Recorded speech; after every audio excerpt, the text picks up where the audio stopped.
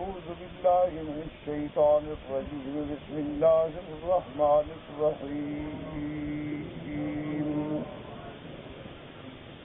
إن الذين آمنوا وعملوا الصالحات كانت لهم جنات الفردوس نزلا خالدين فيها لا يبغون عنها حولا قل لو كان البحر مدادا لكلمات ربي لنفد البحر قبل أن تنفد كلمات ربي لنفد البحر قبل أن تنفد كلمات ربي ولو جئنا بمثله مددا قل إنما أنا بشر مثلكم يوحى إلي أنما إلهكم إله واحد فمن كان يرجو لقاء ربه فليعمل فمن كان يرجو لقاء ربه فليعمل عملا صالحا ولا يشرك بعبادة ربه أحدا.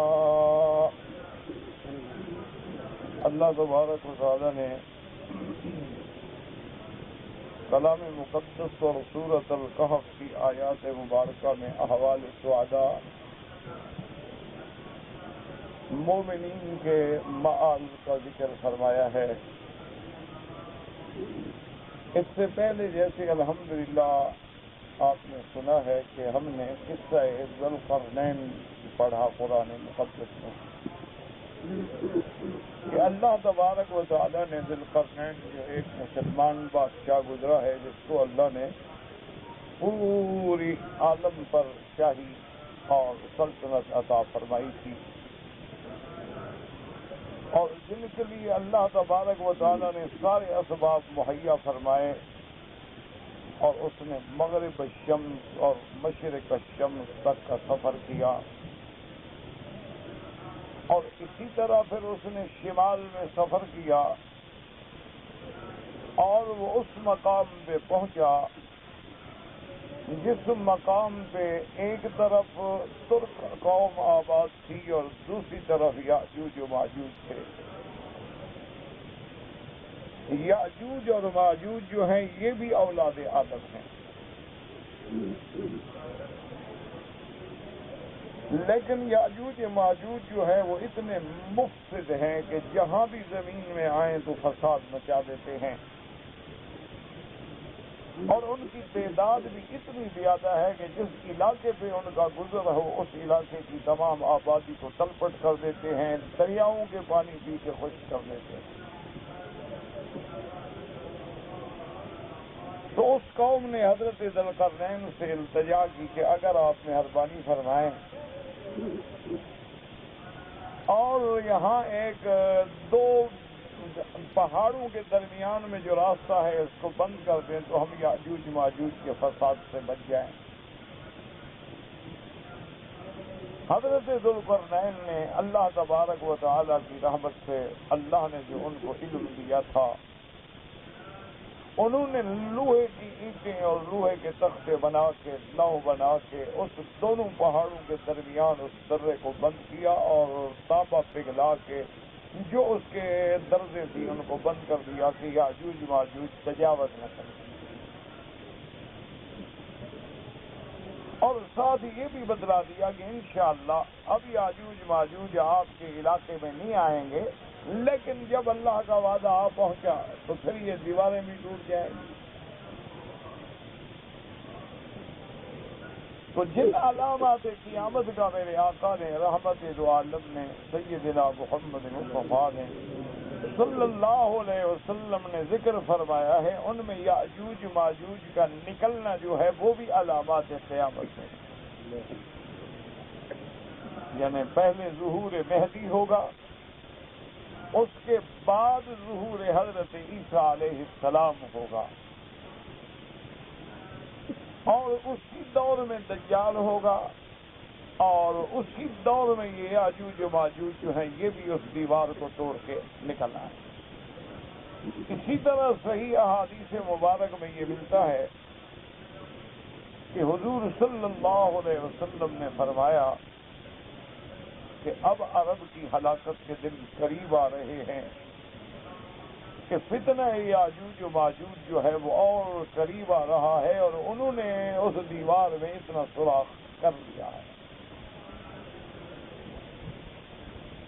یاجوج ماجوج جب آئیں گے تو وہ پوری آبادیوں کو، دریاؤں کو، اور تمام سبزہ کو، اور ہر چیز کو بالا کر دیں گے، اور ان کے عذاب سے بچنے کے لیے عیسیٰ علیہ السلام اپنے مومنوں کو لے کے کوہ طور پہاڑ پہ چلے جائیں گے۔ پھر اللہ تبارک و تعالی حضرت عیسیٰ علیہ السلام کی دعاؤں سے، مومنین کی دعاؤں سے یاجوج ماجوج پر اپنی طرف سے ایک عذاب مسلط فرمائیں گے، ایک ایسی بیماری آئے گی کہ سب کے سب مر جائیں گے۔ جب وہ سارے ہلاک ہو جائیں گے تو زمین جو ہے ان کی لاشوں سے بھر جائے گی، اور کئی دنوں کے بعد وہ پھر تعفن اور بدبو اور ایک اور عذاب بن جائے گا۔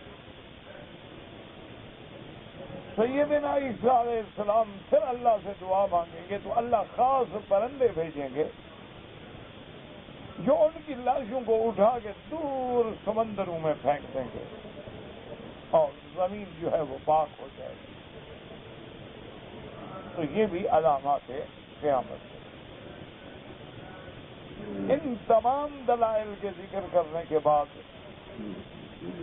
اللہ تبارک و تعالیٰ نے ارشاد فرمایا کہ میرے محبوب یہ کافر جو آپ کا امتحان لیتے ہیں، کبھی کوئی سوال کرتے ہیں، کبھی کوئی سوال کرتے ہیں، تو اب ہم نے ان کے ہر سوال کا جواب دے دیا ہے۔ روح کے بارے میں اجمالی جواب دے دیا ہے، اصحاب کہف کے بارے میں تفصیلی جواب دے دیا ہے، ذوالقرنین کے بارے میں مفصل جواب دے دیا ہے، اور ان کے علاوہ حضرت موسیٰ علیہ السلام اور خضر علیہ السلام کا واقعہ بڑی تفصیل سے بیان کر دیا ہے۔ اب ان کے بعد کیا عذر ہے؟ ایمان کیوں نہیں لے آتے؟ اب تو آپ کی نبوت صادق ہو گئی، ان کے ہر سوال کا جواب جو ہے وہ مل گیا۔ تو اب تو ان کو ایمان لانے میں کوئی تردد نہیں ہونا چاہیے کہ اللہ کا نبی سچا ہے، اللہ نے خبر دی ہے تو ہمیں خبر دی ہے۔ لیکن اگر یہ پھر بھی ایمان نہیں لے آتے تو پھر اس کا مطلب یہ ہے کہ ان کا انجام کفر پہ ہوگا۔ وَعَرَضْنَا جَهَنَّمَ يَوْمَئِذٍ لِّلْكَافِرِينَ عَرْضًا، پھر ہم ان کو قیامت میں جہنم دکھائیں، اور وہ جہنم اتنے جوش میں ہوگی تَكَادُ تَمَيَّزُ مِنَ الْغَيْظِ، گویا کہ وہ شدت غضب میں اور پھٹ جائے گی۔ اور اسی طرح صحیح حدیث میں آتا ہے کہ 70,000 لگام ڈالے ہوئے جہنم کو اللہ کے فرشتے تھامے ہوئے ہوں گے، ورنہ تو اللہ معاف کرے وہ سب کو ختم کر دے۔ یہ سزا جہنم کی ہم کیوں دیں گے؟ کہ انہوں نے اپنی آنکھوں پہ پردے چڑھا رکھے تھے، حق بات دیکھتے نہیں تھے، حق بات سنتے نہیں تھے۔ اور دوسری وجہ اللہ نے یہ بھی بیان فرمائی کہ یہ لوگ جنہوں نے میرے سوا غیروں کو الہ بنا رکھا ہے، مشکل کشا بنا رکھا ہے، حاجت روا بنا رکھا ہے، کہ جو اللہ تبارک و تعالیٰ کی الوہیت کو چھوڑ کے، وحدانیت کو چھوڑ کے، کبھی انبیاء کی عبادت کرتے ہیں، کبھی اولیاء کی عبادت کرتے ہیں، کبھی زندوں کی عبادت کرتے ہیں، کبھی مردوں کی عبادت کرتے ہیں، کبھی چاند کو سجدہ کرتے ہیں، کبھی سورج کے آگے جھکتے ہیں، کبھی قبروں کے آگے جھکتے ہیں۔ فرمایا ان کا علاج یہ ہے، انا اعتدنا جہنم للکافرین نزلا، ان کے لیے اپنے جہنم تیار کریں۔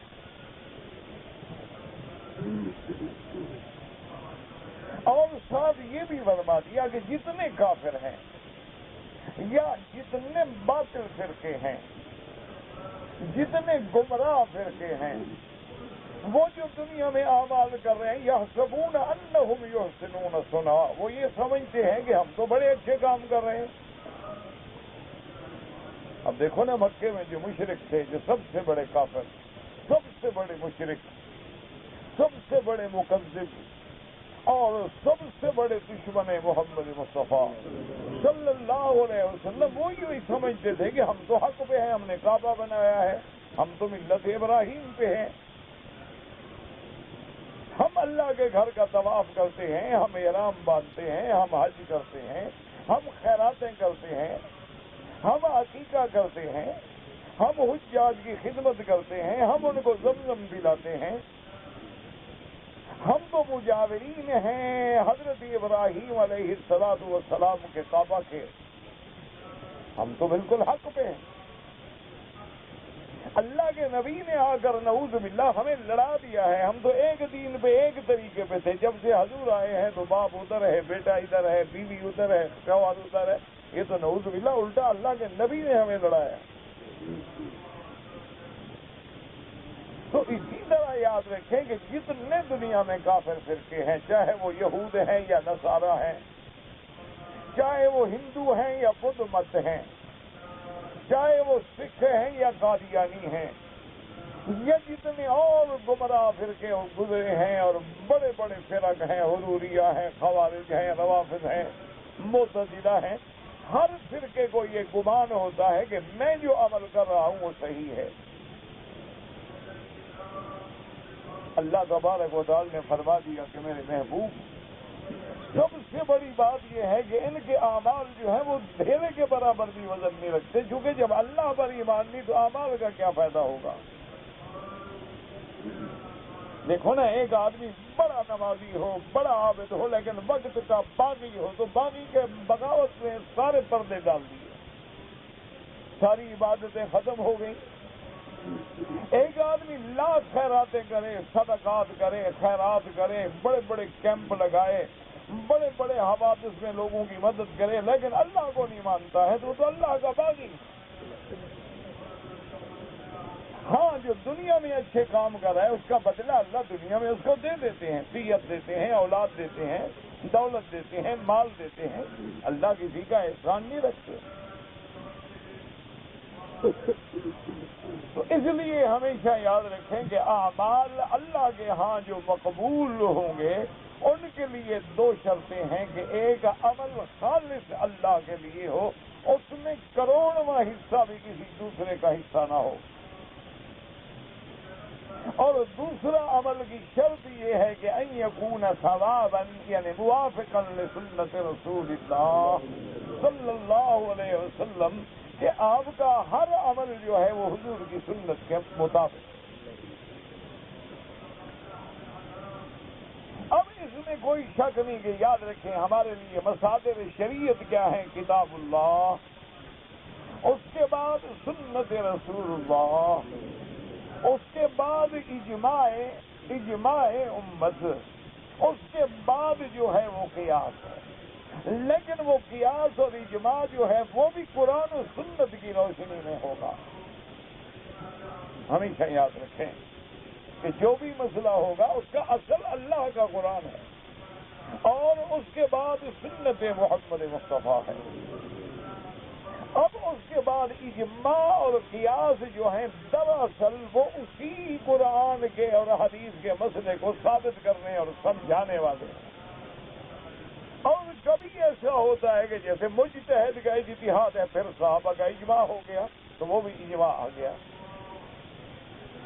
تو اس لیے ہمیشہ یاد رکھیں کہ عمل وہ اللہ کو مقبول ہے جو سنت رسول اللہ کے موافق ہو، ورنہ اس کی کوئی قیمت نہیں۔ اس لیے اللہ نے فرما دیا کہ لا نقیم لهم یوم القیامت وزنا، قیامت والے دن ان کا کوئی وزن نہیں ہے۔ اور سنت اللہ ہے پورے قرآن میں کہ جہاں اللہ تبارک و تعالی نے کافروں کا ذکر کیا وہاں مومنوں کا ذکر کیا، جہاں اللہ نے کافروں کے معال جہنم کا ذکر کیا وہاں مومنوں کے لیے جنت کا بھی ذکر کیا تاکہ چیزیں جو ہیں وہ تقابل سے سمجھ آتی. اس لیے آج کی آیات مبارکہ میں اللہ تبارک و تعالی نے کافرین کے بعد مومنین کا ذکر فرمایا. فرمایا ان الذین آمنوا وعملوا الصالحات كانت لهم جنات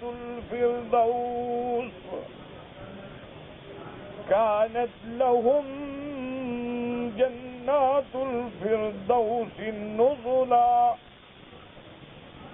خالدین فیہا لا یبغون عنہا حولا. اللہ نے فرمایا کہ میرے محبوب آپ اپنی امت کو بتلا دیں کہ جو لوگ ایمان لے آئے لیکن عمل کیے اچھے. اس لیے ہمیشہ یاد رکھیں کہ ایمان کا معنی صرف یہ نہیں ہوتا کہ زبان سے تو آدمی کلمہ پڑھ لے لیکن عمل نہ کرے. یہی وہ بنیادی دھوکہ ہے جو لوگوں کو لگا ہوا ہے. اللہ ہدایت کے فیصلے فرمائے. اچھا بعض حدیثوں میں یہ بھی پڑھ لیتے ہیں کہ من قال لا الہ الا اللہ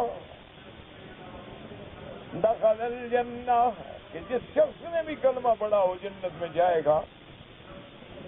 تو ان چیزوں سے بعض لوگ بربنائے غلط فہمی اور بعض لوگ جو ہیں بربنائے جہالت اور بعض لوگ جو ہیں وہ اپنے آپ کو شبہات و شہوات میں ڈالتے ہیں کہ بھائی دیکھو جب ہم نے کلمہ پڑھا ہے تو ہم جنت میں، یہ بات ختم ہو گئی. اسی لیے آج کل آپ دیکھیں کہ ہمارا نوجوان طبقہ جو ہے جو بالکل تہذیب افرنگ میں کھو چکا ہے، ان سے بھی اگر آپ بات کریں گے وہ کہیں گے بھائی مولوی صاحبان آپ تو جنت کے ٹھیکیدار نہیں ہیں نا. اللہ کے نبی کا فرمان ہے کہ جسے کلمہ پڑھا جنہیں ہم کلمہ پڑھتے ہیں ختم. تو یہ ایک بہت بڑا دھوکہ ہے جس میں اللہ رحمت کرے مسلمان بھی مبتلا ہو چکے ہیں. دیکھو نا، ایک تو وہ لوگ ہیں بھی جو کلمہ نہیں پڑھتے، جو اللہ کی توحید کے قائل نہیں ہیں، حضور کی نبوت کے قائل نہیں ہیں، اللہ کے قرآن پر ایمان نہیں رکھتے. ٹھیک ہے وہ تو کافر ہیں، لیکن مسلمان بھی عجیب دھوکے میں پڑا ہوا ہے. وہ کہتے ہیں جی میں کلمہ پڑھتا ہوں.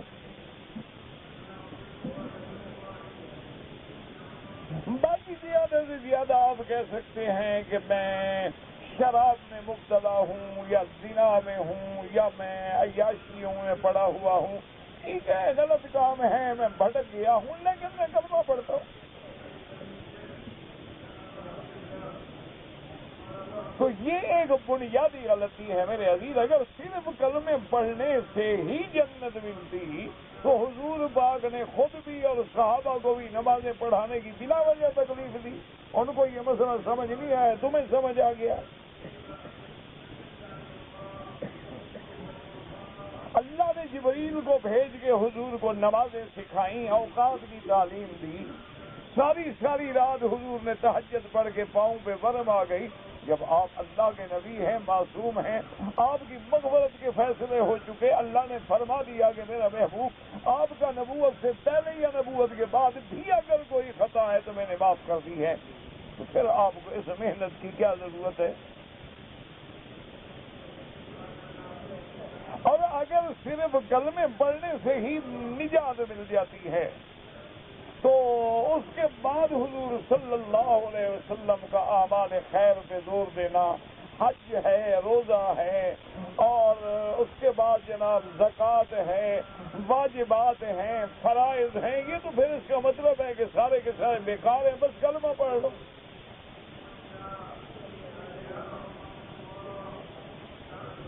بات کو سمجھا کریں. اللہ تبارک و تعالیٰ آپ کو بھی اور مجھے بھی دین کے سمجھنے کی توفیق دے. اللہ سے دعا کیا کرو کہ اللہ ہمارے سینوں کو کھول دے. میرے عزیز بات کو سمجھیں. اللہ نے 5 نمازیں فرض فرما دی، اللہ نے 1 مہینے میں روزے فرض فرما دیے، ہر صاحب استطاعت میں زندگی میں حج فرض فرما دیا. اور ہر صاحب دولت پہ زکوٰۃ فرض فرما دی، اور ساتھ حضور نے یہ بھی فرما دیا کہ اگر طاقت ہے، دولت ہے، حیثیت ہے، حالات ہیں اور حج نہ کرے تو میں یہودی ہو کے مرے۔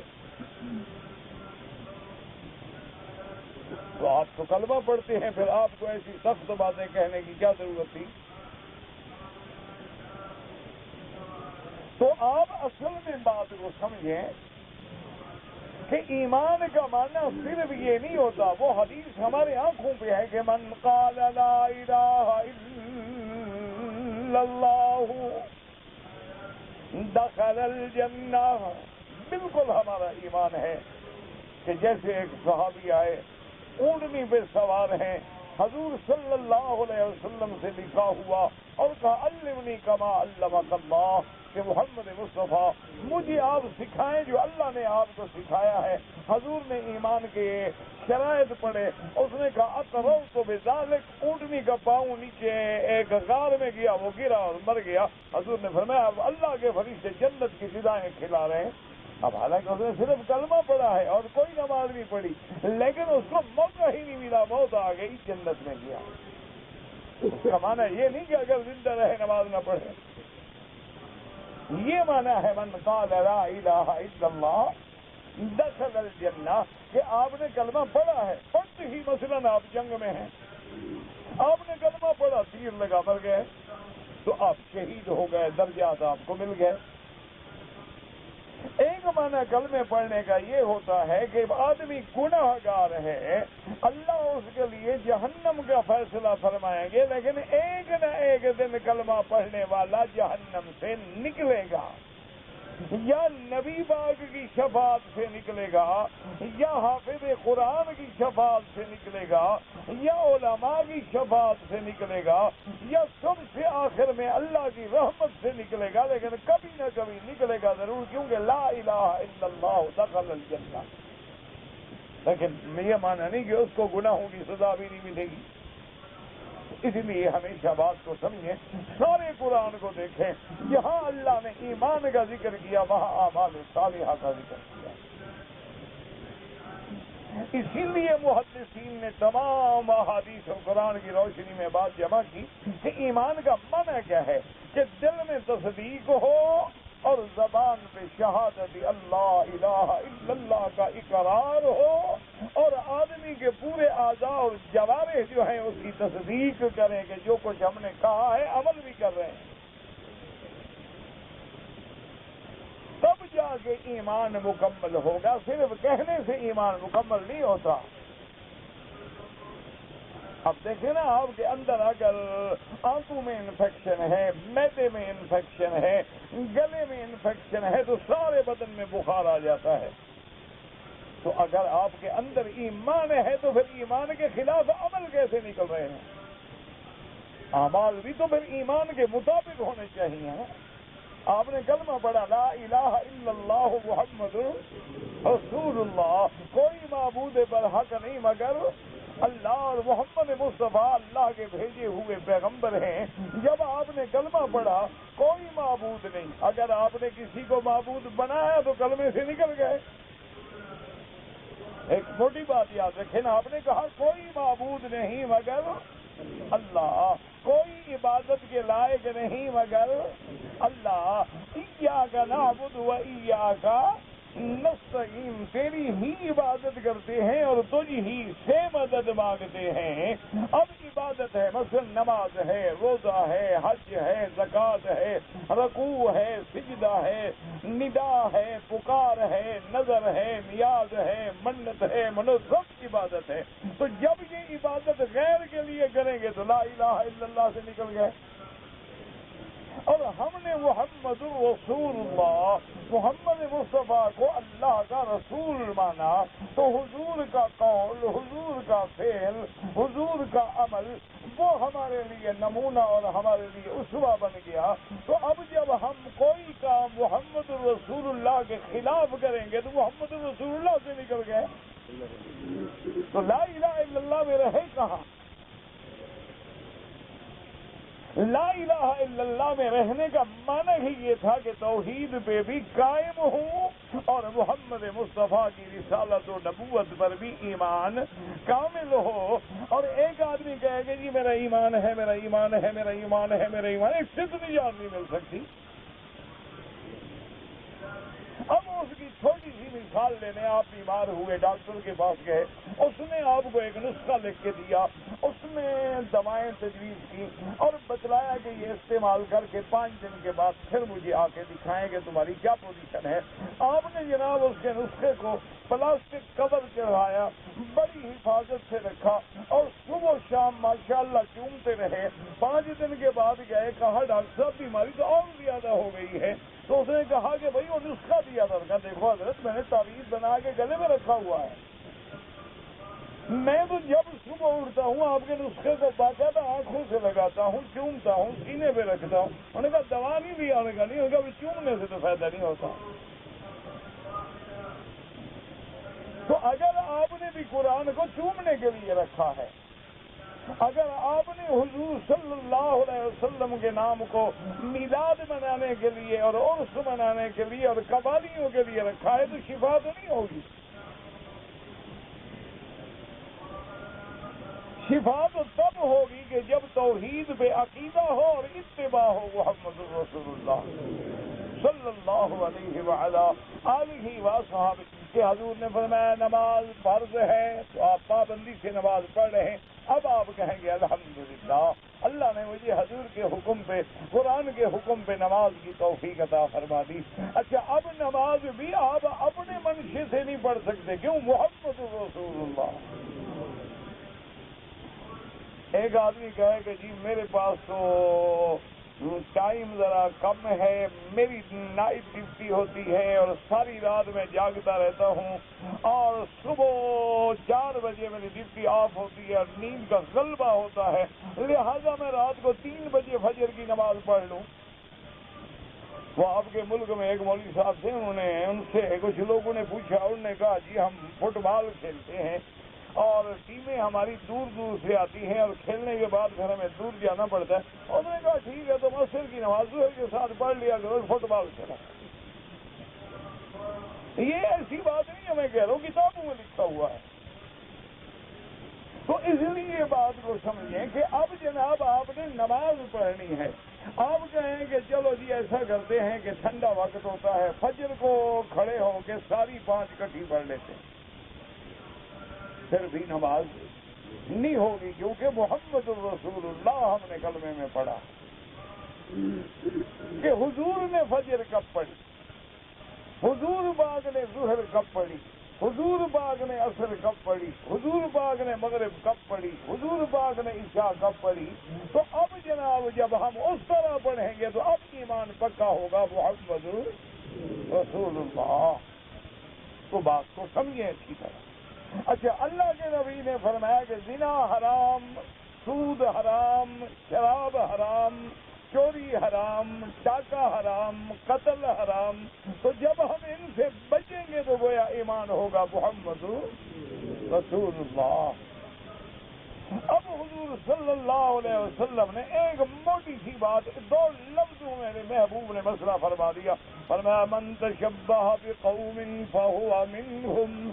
صحیح حدیث ہے، فرمایا تم میں سے جو شخص کسی قوم کی، کسی جماعت کی، کسی افراد کی شکل بنائے گا، ان کی شبیہ بنائے گا، ان کا تشبہ اختیار کرے گا عمل میں، افعال میں، اقوال میں، صورت میں، سیرت میں، اللہ قیامت میں اس کو انہی میں سے اٹھائیں گے.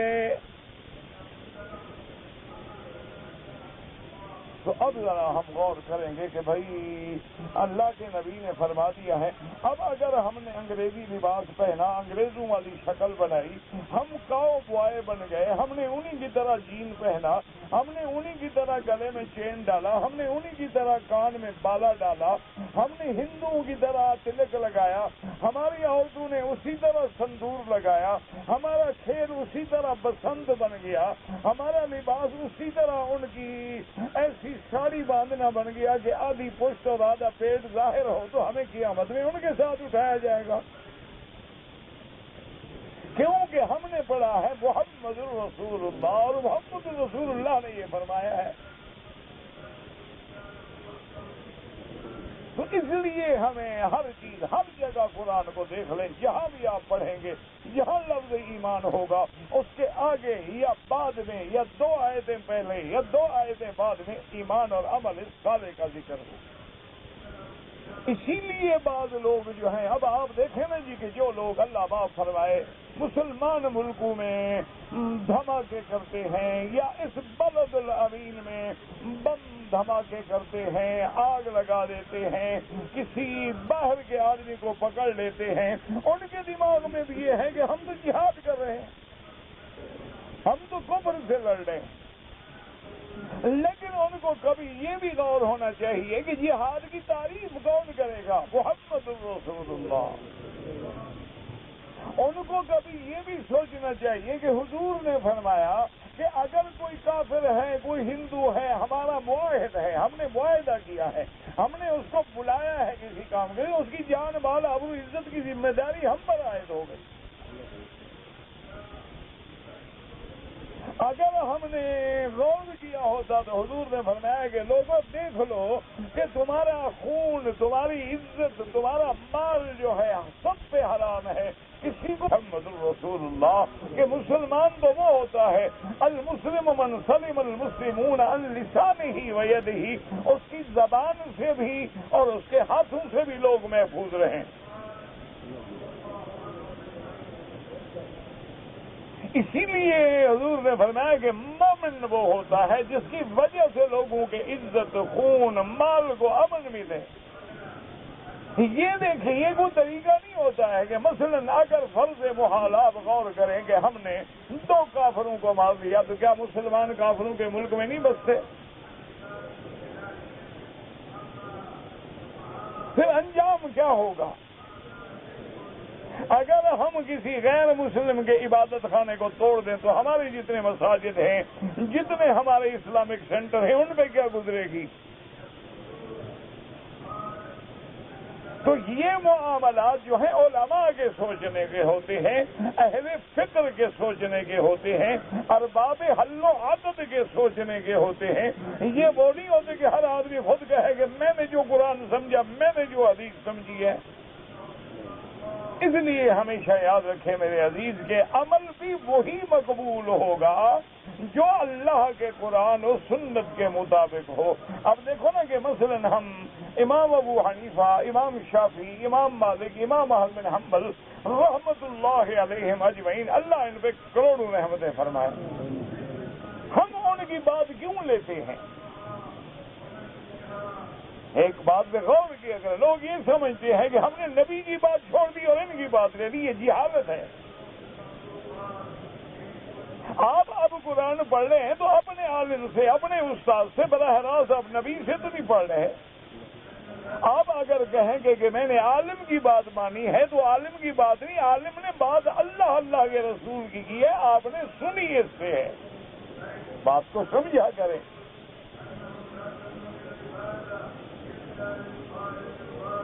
آپ یہ نہیں کہیں گے کہ جی میں نے مولوی، ہمیں اس عالم پہ اعتماد ہوتا ہے کہ یہ دین کا عالم ہے، یہ کوئی بات اللہ کے رسول کے خلاف ہمیں نہیں بدلائے گا، ہم اس لیے اس کی بات مانتے ہیں. اگر ہمیں پتہ لگ جائے کہ اللہ رسول کے خلاف بات کر رہا ہے، کون مانے گا؟ یعنی آج اگر کوئی مولوی کہہ دے کتا حلال ہے، آپ مان لیں گے سارے؟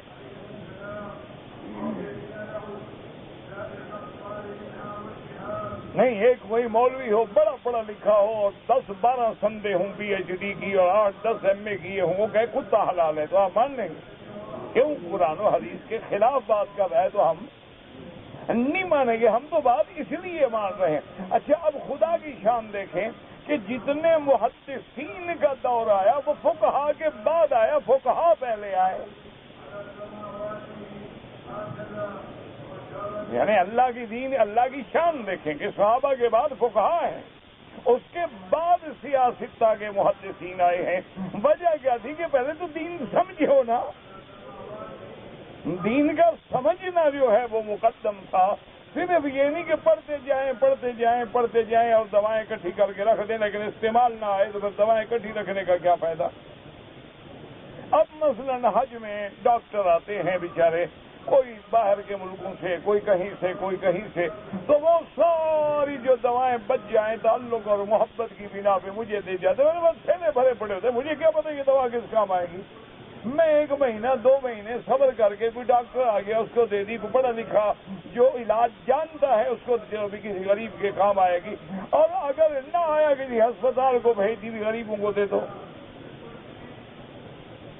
تو اس لیے ہمیشہ یاد رکھیں کہ ہم نے ائمہ اربعہ کی بات کو کیوں مانا ہے کہ ان کا زمانہ اقرب الی زبان رسول اللہ ہے، ان کا دور جو ہے مثلا وہ 50 ہجری میں پیدا ہوئے، کوئی 80 میں ہوا، کوئی 100 میں ہوا، ہم تو 1400 سال پیچھے ہیں۔ تو ہم نے ان پہ اعتماد کیا کہ ان کا حضور کے فرمان کو سمجھنا ہم سے بہتر ہے، اور انہوں نے بھی بتلا دیا کہ بھائی بات اگر تمہیں ہماری کوئی بات قرآن و حدیث کے خلاف ملے چھوڑ دو، کیونکہ بنیاد قرآن و حدیث ہے۔ اس لیے اب آپ سمجھیں کہ عمل صالح کون سا ہوگا؟ جس پہ عمل صالح وہ ہوگا ان یکون ثوابا موافقا لسنت رسول اللہ، کہ وہ عمل جو ہے حضور کی سنت کے مطابق ہو۔ اب جناب آپ دیکھیں کہ فجر کی نماز سے پہلے کتنی رکعتیں ہیں؟ 2 رکعت ہیں، لیکن کوئی 4 پڑھے تو ہم کہیں گے نہیں یہ سنت کے مطابق نہیں ہے۔ حالانکہ 4 رکعتیں تو بھائی زیادہ پڑھی نا، بیچارے نے وقت زیادہ لگایا، محنت زیادہ کی، لیکن سنت کیا ہے؟ 2 رکعتیں پڑھنا۔ عرفات والے دن مغرب کی اذان ہو گئی، سورج ڈوب گیا، وقت ہو گیا، وقت جا رہا ہے، شفق حمرا ہو گئی، اچھا شفق احمر ڈوب رہی ہے، عشاء کا وقت آ گیا ہے، لیکن ہم نماز نہیں پڑھتے کیونکہ سنت محمد مصطفیٰ یہی کہ نماز ہم مزدلفہ میں پڑھیں گے، چاہے آدھی رات بھی ہو جائے، ہم مغرب عشاء مزدلفہ میں پڑھتے ہیں، عرفات میں نہیں پڑھتے، کیوں؟ سنت رسول اللہ۔ تو یہی وہ بات ہے جو اللہ کرے آپ کے دماغ میں بیٹھ جائے کہ ہر عمل پر جھگڑا نہ کیا کرو کسی سے، لڑائی بالکل نہ لڑا کرو، لڑائیاں، جھگڑے، دنگے، فساد یہ جاہلوں کی بات ہے، اور اس کا فائدہ دشمن کو ہوتا ہے۔ دشمن یہی چاہتا ہے کہ ہم لڑتے رہیں۔ وہ تو آج بھی مستشرقین اور اعداء دین جو ہے وہ کھل کے کہتے ہیں، وہ کہتے ہیں جناب یہ کیسے مسلمان ہیں، 1400 سال گزر گئے، ان کا تو ابھی نماز میں بھی جھگڑا ہے، ان کا تو ابھی تک یہ بھی فیصلہ نہیں ہو سکا کہ نماز کتنا پڑھنی ہے اور ٹانگیں کتنی کھلی رکھیں۔ یہ تو ابھی اپنی نماز پہ لڑ رہے ہیں، تو ہمیں کس دین کی یہ دعوت دے رہے ہیں؟ تو ہماری لڑائیوں سے اسلام پہ داغ لگتا ہے، یاد رکھو، اسلام کی عزت و عظمت پہ ٹیکا لگتا ہے۔ اگر ہم ان فروعی مسائل پر قوم کو لڑاتے رہیں گے تو نتیجہ یہ نکلے گا کہ لاکھوں لوگ جو ہیں وہ دین میں آنے سے رک جاتے ہیں۔ ایک لڑکی نے کتاب لکھی ہے، وہ ایکس پریزیڈنٹ کی بیٹی ہے، بہت پڑھی لکھی لڑکی ہے، اس نے کتاب لکھی کہ میں نے سارے تقریباً بڑے بڑے جو مذاہب ہیں، یہودیت ہے، عیسائیت ہے، بدھ مت ہے، ید مت ہے، سکھوں کا مذہب ہے، فلاں مذہب، ان سب کا مطالعہ کیا ہے، لیکن اس نے کہا دیانت اور امانت کی بات یہ ہے کہ اسلام جیسا سچا مذہب مجھے کوئی نظر نہیں آیا۔ یعنی وہ ایک یعنی بہت پڑھی لکھی لڑکی ہے اور ایک پریزیڈنٹ کی لڑکی ہے۔ اب اس سے صحافیوں نے سوال کیا، انہوں نے کہا کہ جب تم اس نتیجے پہ پہنچ گئی ہو کہ اسلام ایک سچا مذہب ہے، تم نے اسلام قبول کیوں نہیں کیا؟ کہ اسلام کو تم نے مذہب تو مانا ہے کہ بڑا اچھا مذہب ہے اور سچا ہے اور جامع ہے اور کامل ہے، لیکن تم نے خود اسلام قبول کیوں نہیں کیا؟ اس نے کہا میں نے جب کتابیں پڑھی ہیں تو کتابوں میں جو دین اسلام ہے اس جیسا تو دنیا میں مذہب کوئی نہیں، لیکن جب میں نے مسلمانوں کو دیکھا ہے تو میں ڈر گئی ہوں، میں اسلام میں نہیں آنا چاہتا۔ انہوں نے کہا جب ان مسلمانوں کو میں نے دیکھا ہے کہ ان کے اعمال میں تضاد ہے، کہ ان کا قرآن کہتا ہے شراب حرام ہے، ہمارے انگریز جو ہیں وہ تو پیتے ہیں ایک تھوڑی سی مقدار کہ بدن گرم رہے اور سردیوں سے ہم بچے رہیں، اور ہلکی وائن اور اس قسم کی شرابیں وہ پیتے ہیں، لیکن یہ کلمہ پڑھنے والے تو پوری بوتل چڑھا جاتے ہیں اور پڑے ہوتے ہیں کتے کی طرح گلیوں میں۔ یہ کیسے مسلمان ہیں؟ اس نے کہا کہ ان کا اسلام یہ کہتا ہے کہ کوئی عورت گھر سے باہر نہ نکلے، اگر نکلے تو احتشام، احترام، عزت اور وقار اور پردہ اور ڈھیلا لباس، میک اپ نہ ہو، سنگار نہ ہو۔ ان کی لڑکیاں تو منی اسکرٹ پہن کے اور جین پہن کے اور ہاف شرٹ اور شرٹ پہن کے بازاروں میں پھرتی ہیں، تو پھر میں کیا سمجھوں کہ یا یہ منافق ہیں یا اسلام کتابوں میں اور ہے، عمل میں اور ہے۔ اس نے کہا میں نے یہ پڑھا ہے کہ ان کے نبی پاک کی داڑھی مبارک تھی اور سینے پہ آتی تھی اور بالکل چاند کی طرح اس کا حالہ تھا۔ ان کا جو 80% آدمی ہے وہ شیو کے بغیر گھر سے باہر نہیں نکلتا، تو میں کس بات کو مانوں؟ اس نے کہا میں نے جو قرآن میں پڑھا ہے کہ سود کھانا، لینا، دینا، لکھنا، لکھانا لعنت ہے اس پہ، اور ان کی کتابوں میں یہ بھی ہے کہ سود کا جو کم سے کم گناہ ہے وہ اپنی ماں سے زنا کے برابر ہے، لیکن ان کا ہر آدمی سود میں ڈوبا ہوا ہے۔ اس نے کہا میں نے ان کے دین میں پڑھا ہے کہ کسی بلی کو باندھنے کی وجہ سے وہ مر گئی تو اور جہنم میں چلی گئی، یہ لوگوں کو قتل کر دیتے ہیں، یہ کیسے مسلمان ہیں؟ اس لیے اس نے کہا کہ کتابوں کے اعتبار سے تو یہ سچا دین ہے، لیکن ان مسلمانوں کے اعتبار سے مجھے سمجھ نہیں آتی بات، یا تو اس پہ عمل کرنا بہت مشکل ہے، یا یہ لوگ نعوذ باللہ اپنے دین سے منافق ہیں کہ نام اسلام کا لیتے ہیں لیکن عمل اسلام والا نہیں کرتے ہیں۔ تو اس لیے ہمیشہ میرے عزیز یاد رکھیں کہ کہیں بھی قرآن میں لفظ ایمان آئے گا تو ساتھ ہوگا ان الذین آمنوا وعملوا الصالحات، جو ایمان لائے اور عمل کیے اچھے۔ اچھا عمل کون سا ہوگا؟ جو عمل بتلایا کس نے؟ محمد الرسول اللہ۔ ہم لاکھ اچھا کہیں وہ اچھا نہیں ہو، کیونکہ عمل کی کسوٹی جو ہے، عمل کی پہچان جو ہے، عمل کا معیار جو ہے، نمونہ جو ہے وہ محمد الرسول اللہ صلی اللہ علیہ وسلم۔ اللہ نے فرمایا اگر یہ کریں گے تو نتیجہ کیا ہوگا؟ کانت لہم جنات الفردوس نزلا، پھر ان کے لیے بطور مہمانی جو ہے جنات الفردوس، جنات مانا باغ اور فردوس جو ہے جنت کا نام ہے۔ اسی لیے میرے آقا نے رحمت دو عالم نے فرمایا اذا سألتم اللہ الجنہ فاسألوہ الفردوس الاعلی۔ حضور نے فرمایا کہ میری امت جب اللہ سے جنت مانگو تو جنت الفردوس مانگا کرو، کیونکہ جنت الفردوس کی زمین جو ہے وہ 7واں آسمان ہے اور اس کی چھت جو ہے وہ عرش الرحمن ہے۔ سب سے اعلیٰ جنت جو ہے وہ جنت الفردوس ہے۔ تو جب اعلیٰ سے مانگنا ہے تو اعلیٰ چیز مانگو۔ اب اللہ نے فرمایا کہ وہ جنت جو ہم مہمانی میں دیں گے، اب مہمانی کا یہ طریقہ ہوتا ہے کھانا کھلایا، اچھا جی السلام علیکم جائیں، یہ بھی تو مہمانی ہے۔ آپ نے گھر میں مہمان کو 2 دن رکھا، 3 دن رکھا، السلام علیکم، یہ بھی تو مہمانی ہے۔ ایک ہے کہ نہیں مہمانی کا معنی کہ آپ نے کہا جی یہ چابی، یہ محل، یہ نوکر، یہ خدم، یہ حشم، یہ گاڑیاں، یہ سب آپ کا ہے، چلو یہ بھی مہمانی ہے۔ اچھا کبھی یہ بھی ہوتا ہے کہ آپ نے محل دے دیا، نوکر بھی، گاڑیاں بھی، لیکن رہتے رہتے آدمی کا دل بھر جاتا ہے۔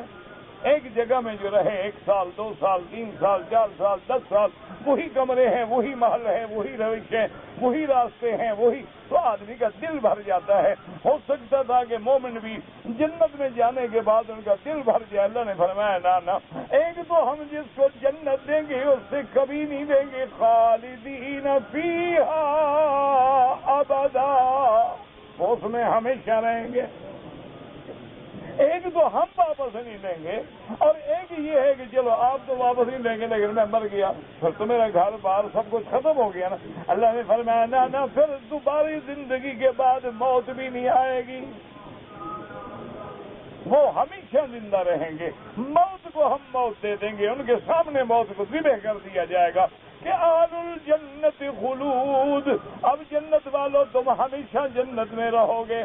اچھا اب ایک وہم باقی تھا کہ اللہ بھی نہیں نکالیں گے، ہمیں موت بھی نہیں آئے گی، لیکن ہم رہتے رہتے شاید تنگ ہو جائیں اور کسی دوسری جگہ جانا چاہیں۔ اللہ نے وہ بھی فرما دیا خالدین فیہا، ایک تو جنت میں ہمیشہ رہیں گی، لا یبغون عنہا حولا، وہ جنت ایسی ہوگی کہ اس سے دوسری جگہ نکلنے کا کبھی خیال بھی نہیں آئے گا۔ وہ ایسی ہم جنت عطا فرمائیں گے کہ نہ ہم نکالیں گے نہ وہ اکتائیں گے۔ وہ جنت کی نعمتیں ایسی ہوں گی، میرے محبوب نے 3 لفظوں میں بیان کر دی، فرمایا ما لا عین رأت، وہ ایسی نعمتیں ہیں جو کسی آنکھ نے دیکھی نہیں ہے، ولا اذن سمعت، نہ کسی کان نے سنی ہے، ولا خطر علی قلب بشر، فرمایا نہ کسی انسان کے دل میں ان کی حقیقت کا تصور آ سکتا ہے۔ وہ ایسی نعمتیں ہوں گی جنت کی، اس لیے فرمایا لا یبغون عنہا حولا۔ باقی آگے اللہ فرماتے ہیں میرا مدنی، یہ جو آپ سے سوال پوچھتے ہیں، کبھی چل کرنا ان کا، کبھی روح کے بارے میں، کبھی اصحاب کہف کے بارے میں، کبھی کوئی سوال کبھی کوئی سوال، ان کو بتا دو قل لو کان البحر مدادا لکلمات ربی لنفد البحر قبل ان تنفد کلمات ربی ولو جینا بمثلہ مددا۔ ان سے کہہ دو کہ اے لوگو، اے جاہلو، اے سوال کرنے والو، اگر یہ سمندر دریا سیاہی بن جائیں تو میرے اللہ کے کلمات، میرے اللہ کے آیات، میرے اللہ کی حکمتیں وہ ختم نہیں ہوں گی۔ اگر اتنے دریا اور بھی سیاہی بنا دیں، دریا خشک ہو جائیں گے، کلمیں ٹوٹ جائیں گی، لیکن میرے اللہ کے کلمات تو ختم ہی نہیں ہو سکتے۔ کس کس بات کو پوچھو گے بے وقوفو؟ کون کون سا سوال کرو گے تم؟ اور بعض علماء نے فرمایا کہ کلمات سے مراد آیات ہیں، حکم ہیں، اور بعض علماء فرماتی ہیں کلمات سے مراد کمالات ہیں میرے اللہ کے، کہ اللہ کے کمالات ربی جو ہیں وہ کبھی ختم نہیں ہو سکتے۔ جب وہ ختم نہیں ہو سکتے تو جتنا اللہ نے بتلایا ہے انبیاء کے ذریعے ان پر ایمان لے آؤ، اور جس کو نہیں بتلایا ہے خاموش رہو۔ کب تک سوال کرو گے؟ کون کون سی چیز پوچھو گے؟ اس لیے اللہ تبارک و تعالیٰ نے اپنی عظمتوں کا بھی ذکر فرما دیا، اور ساتھ فرما دیا کہ بتلا دو قل انما انا بشر، فرمایا بتلا دو کہ میں انسان ہوں، بشر ہوں، میں ابن آدم ہوں، ابن عبداللہ ہوں، عبد المطلب کا پوتا ہوں، آمنہ کا لال ہوں، خدیجہ عائشہ کا شوہر ہوں، حسن حسین کا نانا ہوں۔ میں کوئی اور جن سے نہیں، مجھے نور بنا کے اس جن سے تو نکالو ظالموں۔ انما، اور انما حصر کے لیے ہے، انما انا بشر، اور صرف بشر نہیں، بشر مثلکم، جیسے تم پیدا ہوئے، جیسے تم شادی کرتے ہو، اولاد ہوتی ہے، بھوک لگتی ہے، پیاس لگتی ہے، دکھ آتا ہے، سکھ آتا ہے، دن ہوتا ہے، رات ہوتی ہے، یہ سب مجھ پہ بھی پیش آتی ہے، لیکن میرے اللہ نے مجھے اونچی شان دی ہے، یوحا الی، اللہ مجھ پہ وحی بھیجتے ہیں، مجھے نبوت کا تاج پہنایا ہے۔ اور اس وحی میں کیا سکھلایا ہے؟ یہ نہیں سکھلایا کہ مجھے بھی خدا بنا دو، یہ نہیں سکھلایا کہ مجھے بھی حاضر ناظر سمجھو، یہ نہیں سکھلایا کہ مجھے بھی عالم الغیب سمجھو، یہ نہیں سمجھایا کہ مجھے بھی مختار کل مانو، یہ بھی نہیں سمجھایا کہ مجھے ظاہر باطن میں، کہ ظاہر میں انسان اور باطن میں نور خدا فرمایا نانا مجھ پہ جو بھائی انما الہکم الہ واحد، مجھ پہ جو وحی آئی ہے وہ یہ ہے کہ ایک سبق پڑھاؤں تم کو کہ الہ ایک ہے، معبود ایک ہے، مشکل کشا ایک ہے، حاجت روا ایک ہے، نفع نقصان کا مالک ایک ہے، پیدا کرنے والا، مارنے والا، نفع دینے والا، نقصان دینے والا وہ ایک ہے۔ انما الہکم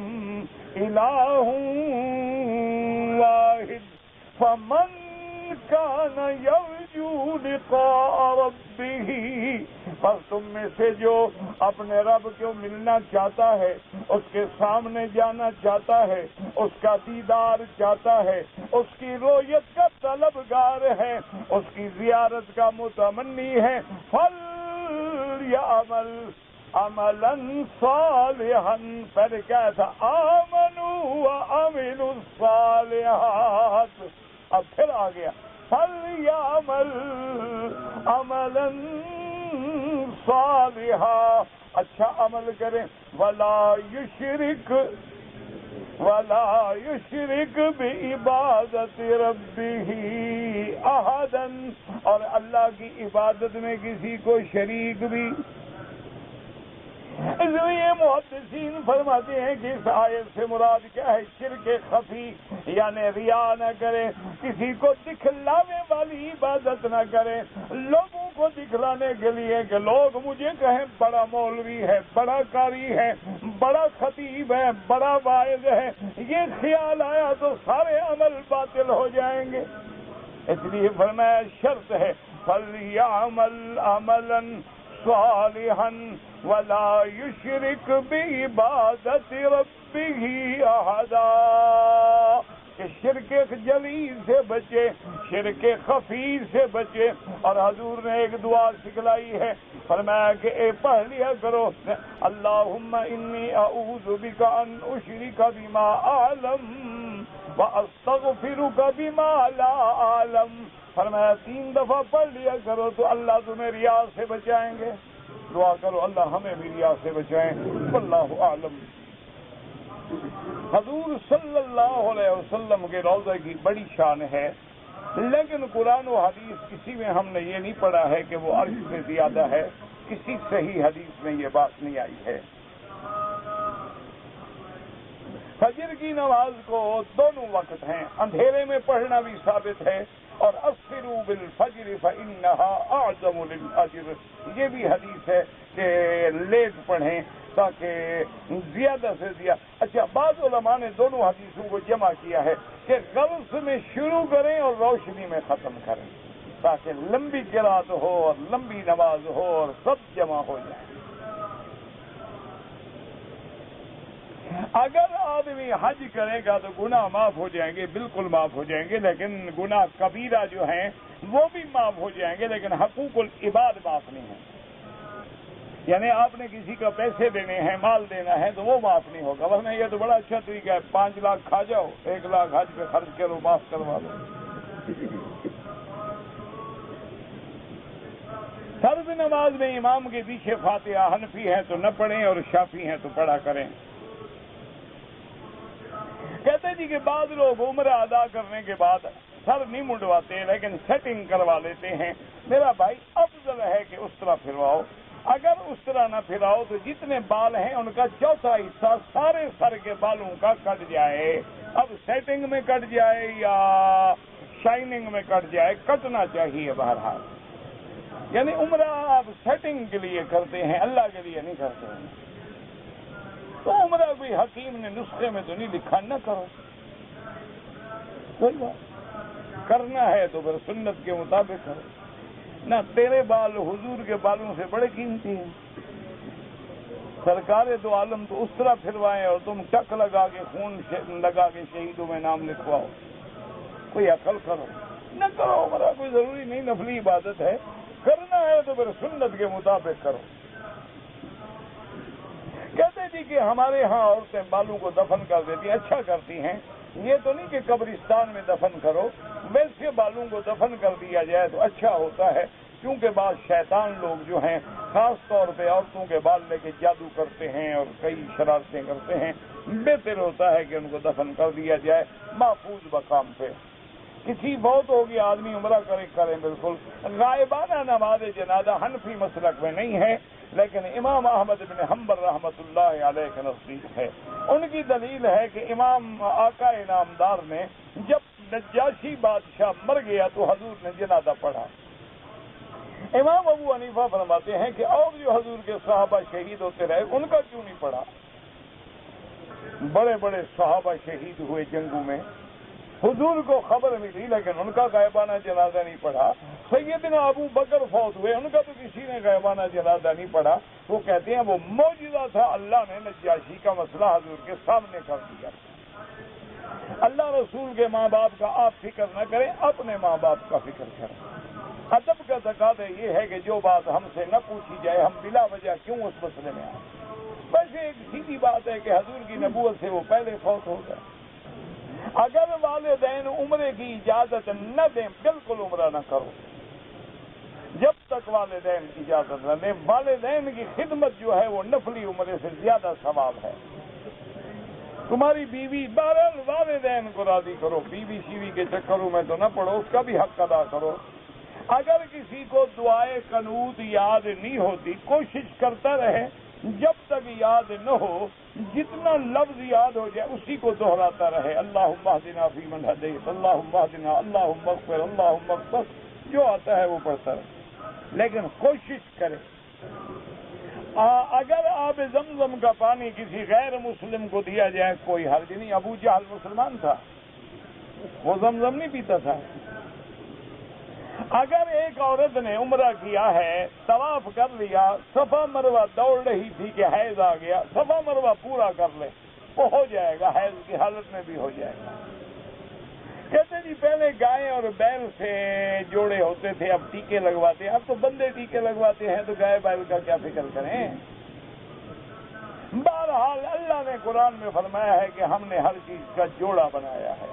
ہاں اگر ایسے حالات ہیں کہ کوئی بیل ایسا ہے جو گائے کے حمل کے لیے قابل نہیں ہے تو وہاں فقہا اجازت دیتے ہیں، کیونکہ ان میں کوئی نکاح وغیرہ تو ہوتا نہیں کہ وہاں حلال حرام کا تصور دیکھا جائے. اگر عورت اور مرد کا قصہ ہے تو اگر خود خامد کا مادہ سیمن لے کے عورت میں ڈالا جائے تو وہ بھی جائز ہے، دوسرے مرد کا ڈالا جائے تو حرام ہے. اب نطفہ بدل گیا. میرا کزن جو ہے وہ ڈوب گیا، اللہ پاک مغفرت فرمائے. بہرحال میرا بھائی یہی نتیجے ہوتے ہیں نا، بچے جاتے ہیں جو ہم سمندر دریاؤں پہ جائیں گے اور پکنک منائیں گے اور سوئمنگ کریں گے، یہی انجام تو پھر یہی ہوتا ہے. جو لوگ بیچارے کبھی نہ تیرے نہ تیرنا جانتے ہیں دریاؤں سے جا کے کھیلیں تو پھر انجام کیا ہوگا.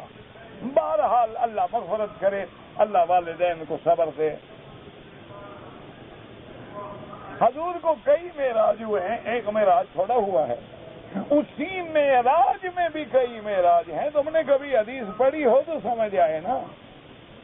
جب حضور آئے اور حضرت موسیٰ علیہ السلام نے کہا ارجع الی ربک فاسألہ التخفیف، میرا مدنی آپ اپنے رب کے پاس دوبارہ جا کے امت کے لیے معافی مانگیں، 50 نوازیں. امت نہیں پڑھ سکتی. حضور پھر گئے، پھر معراج ہوا نا، پھر آئے، پھر گئے، پھر آئے، پھر گئے. یہ سب معراج نہیں ہو رہا. معراج کیا ہوتا ہے؟